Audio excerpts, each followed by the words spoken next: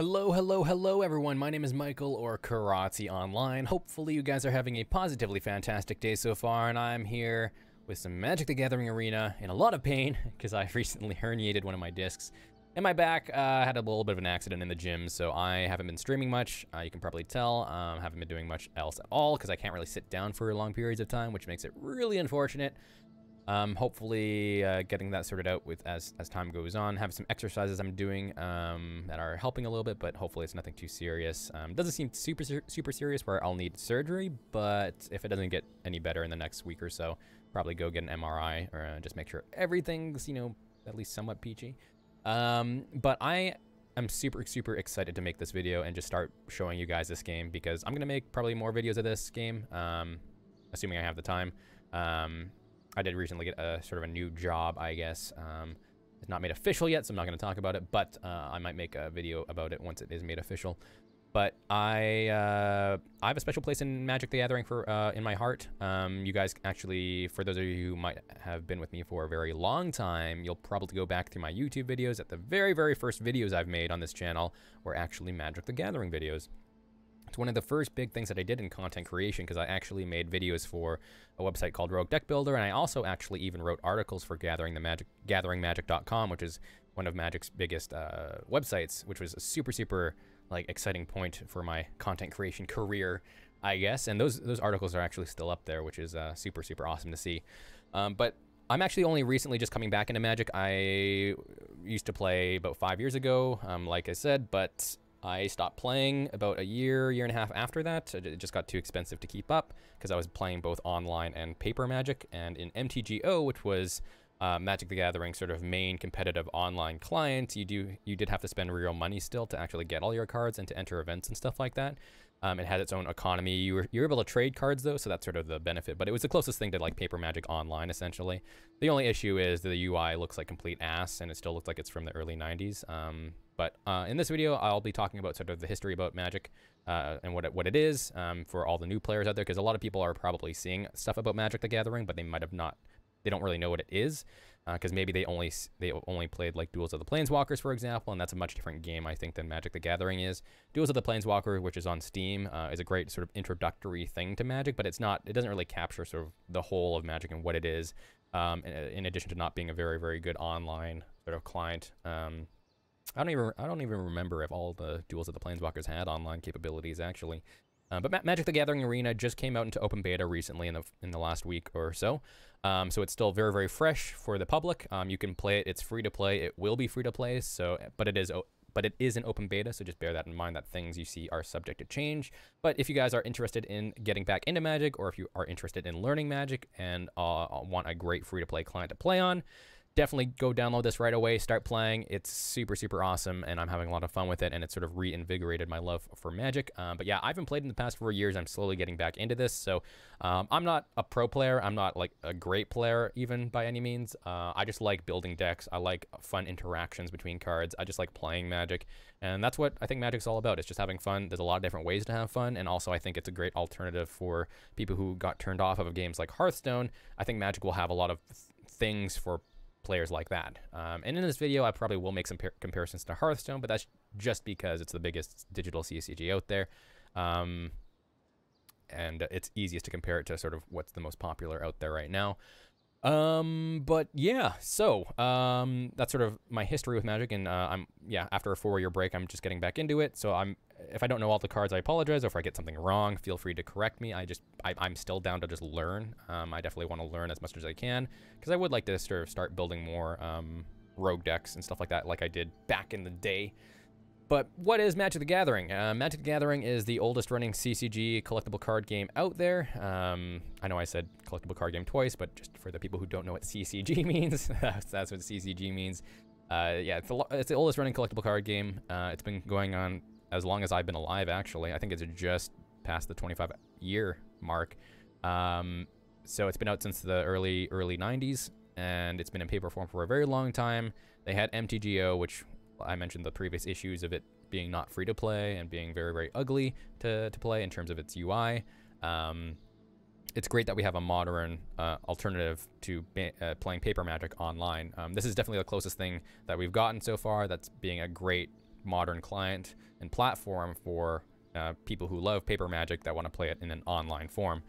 Obviously, still some issues with it, but I'm sure those will be fixed as open beta moves forward. And so I'm trying to think of how I should take this video. We'll start off by like what you can expect by opening up Magic the Gathering Arena for the first time. So when you first downloaded it, and I'll be also speaking to mostly just the new players out there who don't really know what Magic the Gathering is. So if I repeat some stuff, I apologize, but we'll try to bust through it as quickly as possible. When you first open up Magic the Gathering Arena, you'll do the tutorial right away. I don't believe you even see this opening screen. You'll do the tutorial right away. It'll introduce you to sort of 5-ish, I think, AI matches that will sort of run you through the very basics of UI, sort of how to go through the different phases of the game, to what land does and producing mana, the very, very basics of the UI and sort of how to play the basics of Magic. It doesn't really go into how to play Magic well, so definitely make sure if you want to learn more and you want to become a better player, watch a lot of Twitch streams. A lot more streamers are playing Magic the Gathering Arena, and Magic the Gathering Arena actually does have an extension that streamers can use called Deckmaster that actually allows you to, as a viewer, hover over any visible card on the screen and actually have it pop up, and you can read it at your own pace, which is super, super cool, and it definitely makes Magic the Gathering Arena a lot more of an enjoyable experience. I mean, it's already much easier to watch than MTGO, so it's a lot more accessible already, and this makes it even more accessible than it is already for newer players to get into, which is great. So yeah, and there's a lot of articles and YouTube videos, a lot of resources out there if you want to actually improve your skill level. But after you're done the tutorial, you'll encounter this screen. I believe some of these modes are locked until you do some of the early quests. I can't remember what the very beginning quests are, but you do get up to 2 daily quests per day, or you can have up to 2 per day. There's both 500 gold reward quests and 750 gold reward quests. So the good rule of thumb is to always re-roll your daily quests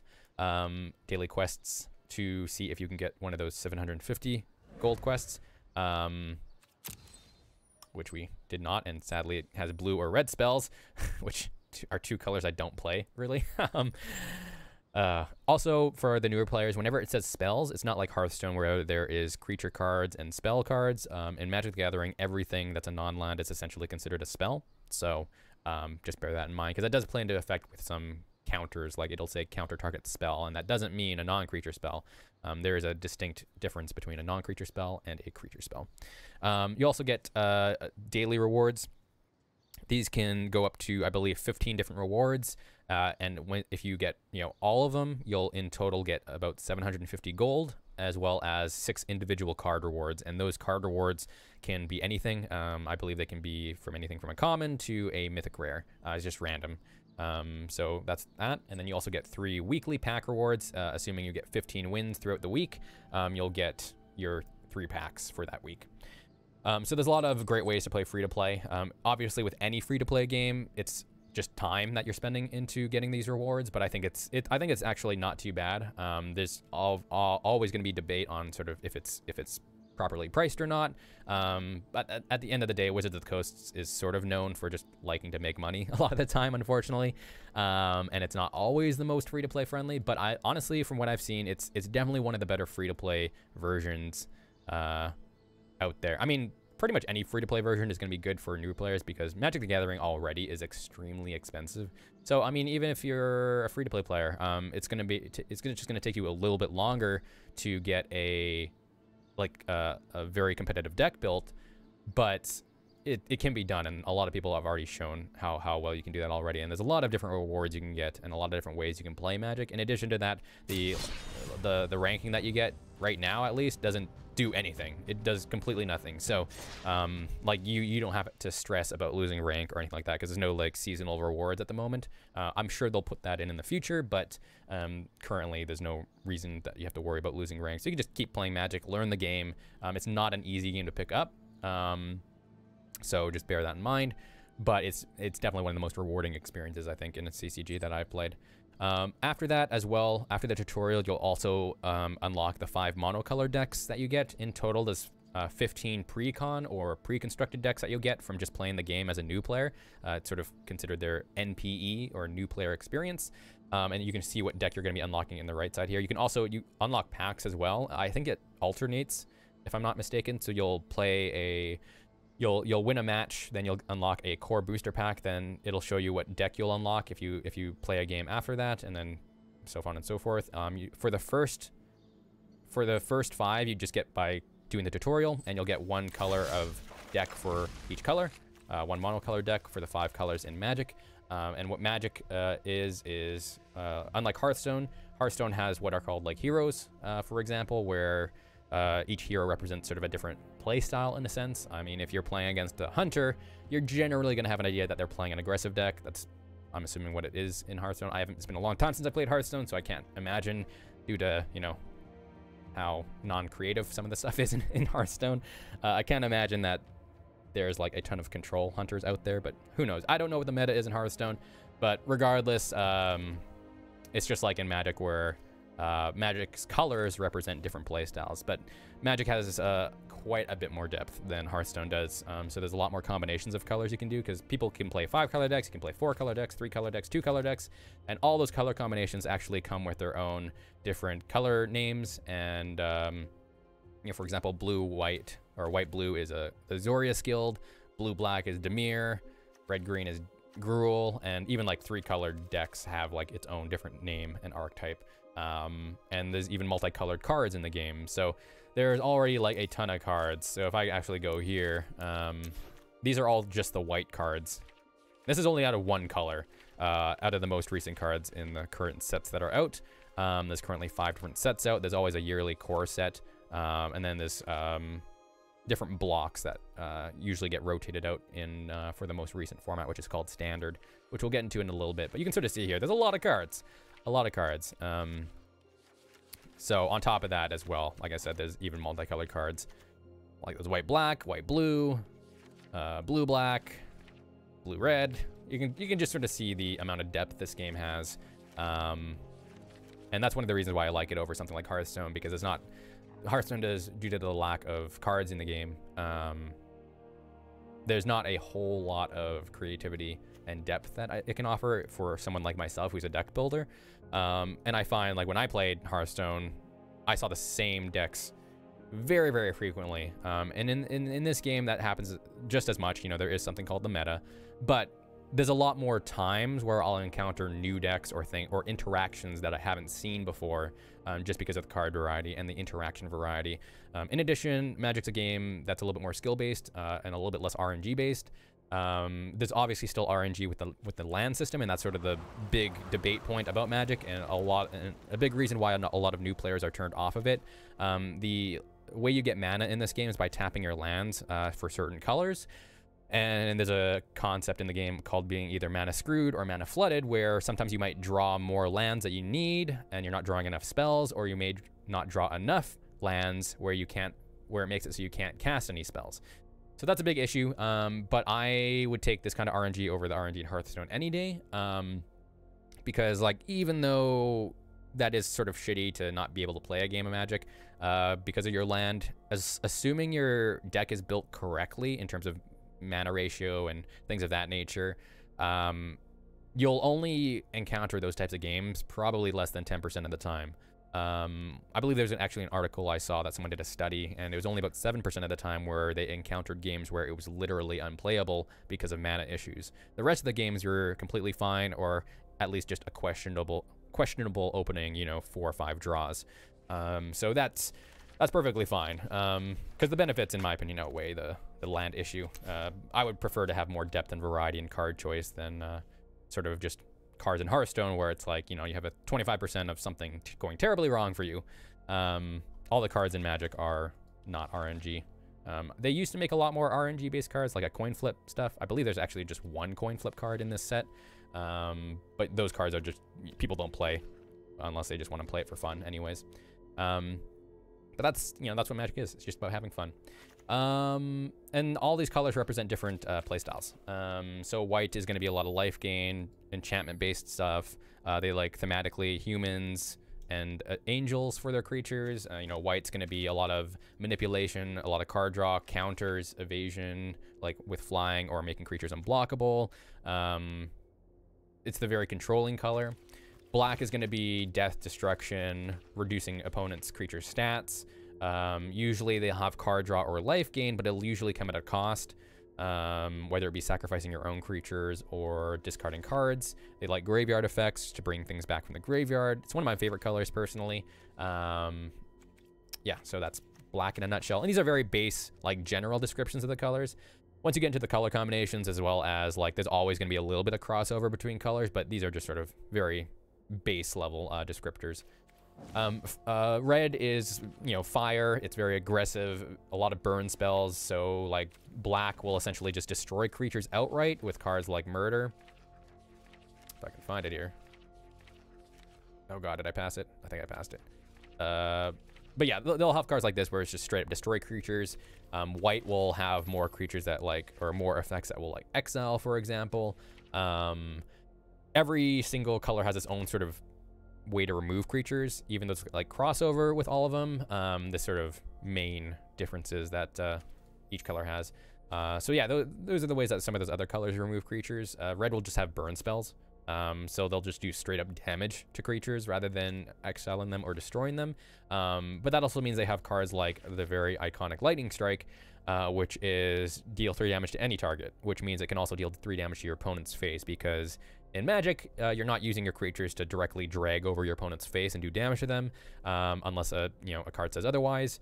But there's different phases in the game, and there's an attacking phase and a blocking phase where you're declaring attackers, and your opponent can actually just decide if they want to use any number of creatures to block themselves to protect their face.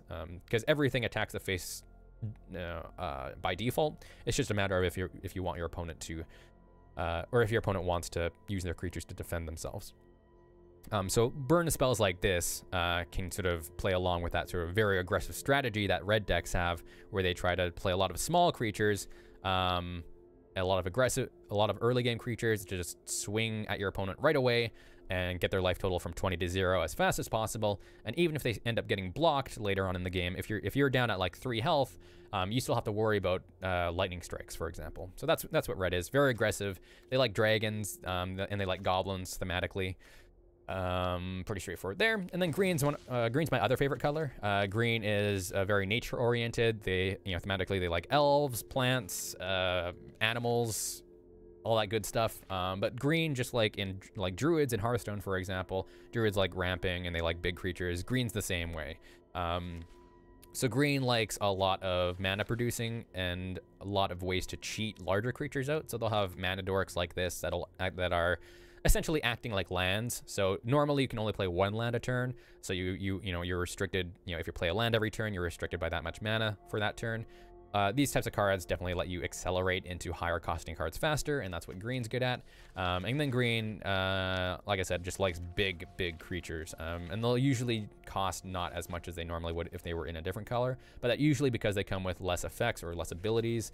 Like for example, this card right here is just Gigantosaurus, one of my favorite cards, just because of the name, and it's just it does nothing. It has no extra effects or abilities, but it's only 5 mana, 5 green mana for a 10/10. I mean, that's all it is. And these are the cards that people, I think, who are new to Magic just sort of drop their jaw at when they first see it on the board. And that's why I love Magic. It's got a great sense of discoverability. But you can sort of see just by some of their top end cards, like they like big ass worms, and some of them do have like extremely powerful effects. Like they just like big creatures. So if you like playing big ass creatures and just trampling over your opponent, green's the color for you. And then yeah, so you can sort of see by the amount of variety in the colors. On top of that, once you actually unlock the 5 monocolored decks, and those cards are added to your collection right away, so you can start building your own decks with them if you so choose. You'll start unlocking in this slot. You'll start unlocking the dual color decks, and there's 10 dual colored decks to unlock after that. You'll get 1 per day for the first 5, and they're randomly chosen from the pool of 10. And they only recently actually added in a 6th quest where you're able to unlock the remaining 5 color dual decks, which is actually the one I'm currently on right now. And it's just a deal 100 damage. It's the same 6th quest for everyone, where you just deal 100 damage. And that can be to creatures or to your opponent's face. So it's pretty easy to get that 100 damage in. And those 10 dual colored decks, they give you a lot of good staples, a lot of good singletons that will help build your collection and make a lot of your other decks powerful. So you can have a very good starting collection base, and already there's a lot of videos and articles out there that will help you as a free-to-play player, especially slowly modify those dual colored decks to make them more competitive viable. And that's where the wild cards come in, which you probably saw these earlier. These are essentially how you craft your cards in the game. There's no disenchanting in the game, so that's a little bit unfortunate, and you only get these by opening up packs. But there's a lot of different ways to get packs in the game, so it's not too bad. And there's also a good starting bundle that you can get. I don't know how long it's running for. I believe until the end of October, if I remember correctly, so just bear that in mind. At the time that this video goes up, it might not be there anymore. But it is $5, and you get 2,500 gems and 5 booster packs, which is great value. 100% buy it if you are looking at just spending a little bit of money on the game. But opening up booster packs will get you these wild cards, and you can craft any card from that rarity with whatever rarity wild cards. So I essentially right here have 9 mythics. Any 9 mythics I want, I can build. So that definitely helps you finish off your deck. This definitely isn't a game where you are able right off the bat to just build a very diverse collection, to build like thousands of different decks. This is definitely much a game where you should use your early time to practice with the monocolor decks, figure out what colors you like, maybe look online to see what colors people enjoy playing as well, and how other people attack those decks. And once you start unlocking the dual colored decks, you can get even more diverse because there is dual colored cards, which adds even more variety to the card choice. And you can sort of experiment and figure out what color combinations you enjoy from there. Some of the strongest decks are at least 2 colors, but there are a lot of good strong monocolored decks. I believe mono red aggro, mono green stompy, or mono green stompy, which is also another type of aggressive deck. And mono blue tempo is probably the 3 biggest monocolored decks that people playing right now that are actually competitive viable. Look online, figure out what deck you might want to play, and also take a look at, like, because by this point, after you've unlocked all the dual color decks, you probably have amassed a decent amount of booster packs that you might have opened, and from there, figure out what kind of deck you want to play, and then start working on that one good deck. 1 or 2 good decks that you can play to sort of grind wins and to get more gold to enter more events, and then that's how you essentially, that's essentially the grind loop is going to be that. Magic's definitely a game where you want to sort of focus yourself a little bit, unless you want to spend a lot of money. That obviously gets you cards faster, where you're able to experiment a lot more and a lot quicker, but I think for a lot of players, they're going to be doing it free to play, so I definitely recommend building one really good competitive deck, and then just using that to grind wins, and then on your off time, or when, after you're done grinding out the daily wins and the weekly wins, then at that point you can just sort of start playing other stuff, and just experimenting on the side, because obviously it's about efficiency and time, right, at the end of the day. So yeah, after you're done unlocking the dual color decks, in between the dual colored deck unlockings as well, if you want to, with your gold that you've been earning from your daily quests and weekly quests, you can start entering events. The main way to play is constructed, which doesn't cost anything to play, and it's just you're going into your deck, building a 60 card deck and playing it on the ladder. The ranking doesn't do anything, so don't worry about losing rank right now. There's no seasonal rewards at the moment. I feel like they'll probably put that in the future, but right now rank doesn't do anything. So just learn the game, just have fun. Magic's definitely a game where you'll learn to lose, and it's just a matter of trying to shake that off. Just imagine if you were playing Hearthstone and you lost to a very, very bad RNG roll. That's essentially what you have to equate it to here. You just have to shake that game off, move on to the next one, and then just try and learn one new thing every single game. And there's both a competitive ladder and a play ladder for that constructed quick play, and that's just best of 1. Magic is best played as a best of 3, because it does offer you the best chance of potentially winning the overall match. But it does include something called a sideboard, which does make it a little bit more difficult for new players to get a handle on. And a sideboard is a set of 15 cards that you bring in with your main deck, that in between the games of a best of 3, you're able to swap in those 15 cards, however many you want, and that allows you to make your deck a lot more viable against certain other archetypes, because this game is very much a rock, paper, scissors type game. you know, aggro will generally do well against control. Or wait, no, control beats aggro, aggro beats mid-range, mid-range beats control. I'm trying to remember what the rock, paper, scissors was, but essentially the archetypes do go in a rock, paper, scissors type fashion, generally. And that sideboard will help you hedge your bets and make your deck stronger against decks that you normally would be, your main deck would normally be a little bit weaker to. On top of the quick play constructed, there's competitive constructed, which is, like I mentioned before, a best of 3, and that does have an entry fee, but you're able to use both gold or gems on it. Gold is what you earn by playing the game. Gems are what you use real money on. And there's also just a non-competitive constructed event where it's a little bit cheaper, but you obviously get less rewards from it. So those events are sort of the main way that free-to-play players can grind stuff. In addition to that, there's always going to be an event. Well, I don't know about always, but there are going to be rotating events. You can see here the draft core set event's about to end, and I believe they're going to be introducing a Ravnica draft, which is very, very exciting. That's going to be non-competitive, so it'll allow free-to-play players to enter, because right now there is a competitive draft for Guilds of Ravnica, but it's only entered with gems. Now that doesn't mean that that's locked out completely to free-to-play players. Free-to-play players can still go into the main sort of temporary event that they have going on, and they can still enter those with gold, and they can come out with gems. So that's a way that free-to-play players can essentially turn their free-to-play currency into, you know, pay-to-play currency. And that allows them to enter other events. So that's sort of where the long-term grind comes in. But it's definitely, you know, doable as a free-to-play player. And on top of that, you'll start building up your collection out of those events. But these two events, just bear in mind, they're considered the limited format, and that's a little bit different than playing constructed. Constructed formats are, like I said, 60-card decks, either best of 1 and best of 3. The events as well are, you're going to be either losing 3 and then you're out, and it's going to be best of 1, or it's going to be you only have 2 losses until you're out, but it's best of 3 matches. So those are the two different ways they do events. But the two limited formats are one of the best ways to build up your collection. So it's a little bit finicky in Magic, because when you're opening up booster packs from buying it from the store, any packs you open from this screen, you only get 8 cards per pack, where that makes it a lot different than if you were to go to a store in real life. In real life, you're actually getting 15 cards in a booster pack. Now, you may be thinking, oh my god, that's terrible. And, you know, to an extent, it is very terrible, because it does hamper your ability to build an overall collection.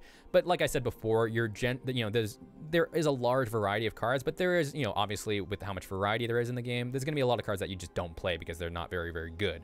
So just bear that in mind as well. There is a lot of cards, but, you know, there's still the best cards in any CCG.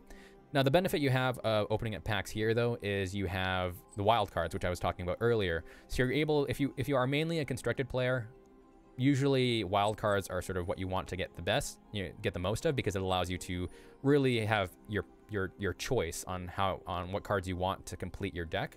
And you have the chance of unlocking more wild cards by opening up packs here.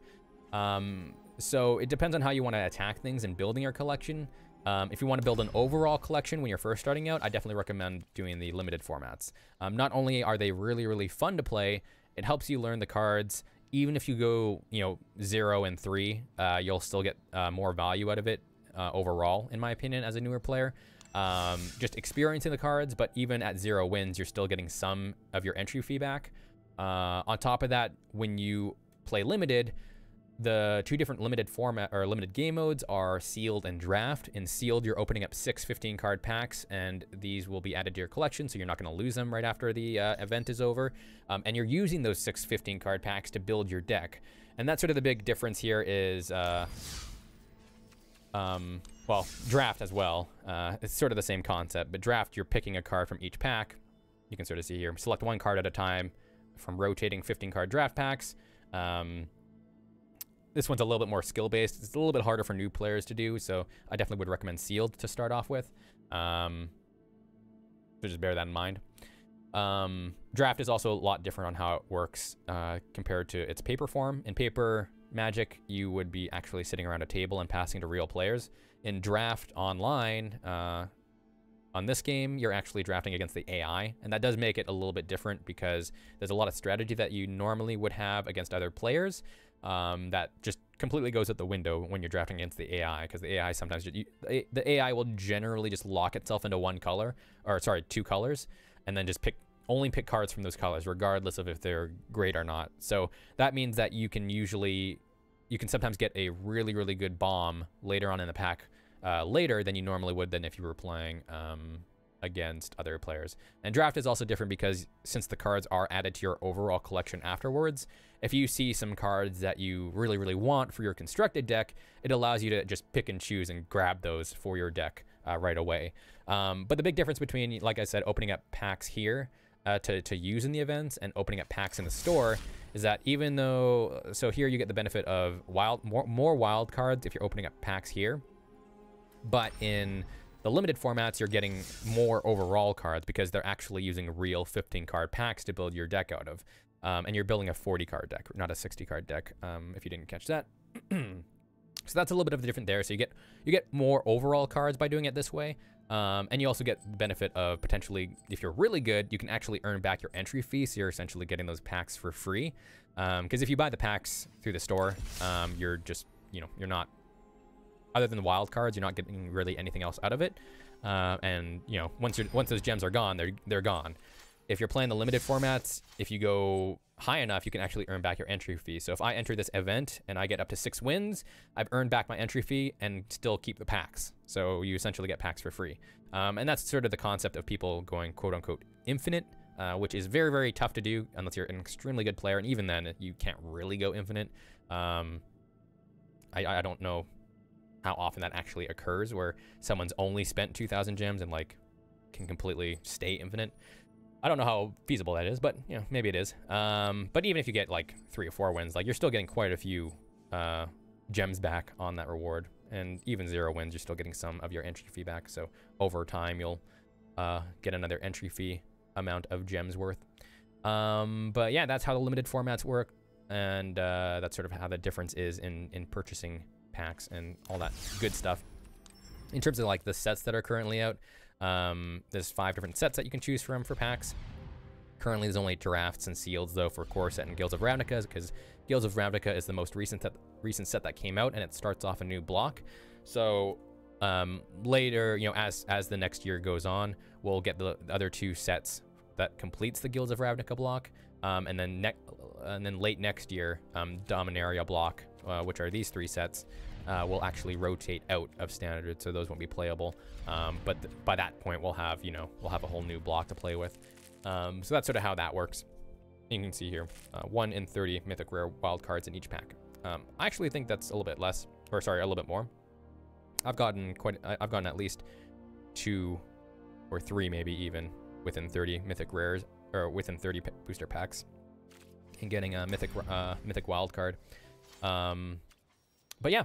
That's sort of what you can expect from the different formats and sort of what Magic is. Hopefully you guys enjoyed this introductory video to what Magic the Gathering Arena is and what you can expect as a new player. And hopefully it helped you on what, deciding on certain things, on whether you want to spend your gold on packs or whether you want to spend your gold on entry fees for limited events. Yeah. Hopefully you guys enjoyed that. Next video, I'll actually go through probably a deck tech. There's a deck that I've been working on that I think I want to talk about a little bit, and maybe we'll do some games with that. And maybe we'll even do a sealed event afterwards. I do have some gems, or maybe we'll just do a pack opening. I like opening packs. I do need more wild cards, and I have already played some sealed events, so I don't really need to build an overall collection at the moment. It's more I do have some rares and mythics that I'm looking for. So maybe we'll do a pack opening and get some more wild cards to use to craft stuff with. But until next time, guys, thank you guys so much for watching. I'm probably going to do the deck tech right after I record this video. So if you guys, I'll probably upload this together with this video. So if you want to check that out, stay tuned. Thanks for watching, though. I will be streaming this game occasionally. It's not going to be a regular stream game of mine, but if you want to check out my stream, you can find the link in the description below. I have already streamed it once, and we actually went like 5 and 3 on a sealed event, which was super happy considering it was only my 2nd sealed event ever. But yeah, you can check that out. Otherwise, follow me on Twitter, and you can join my Discord. I do have a CCG discussion channel in my Discord in the links below, and you can talk about Magic the Gathering Arena there. If you have any questions, you can feel free to ping me. But until next time, guys, thanks for watching. Hopefully you guys have a great rest of your day, night, or morning, wherever you are, and I will see you guys in the next one.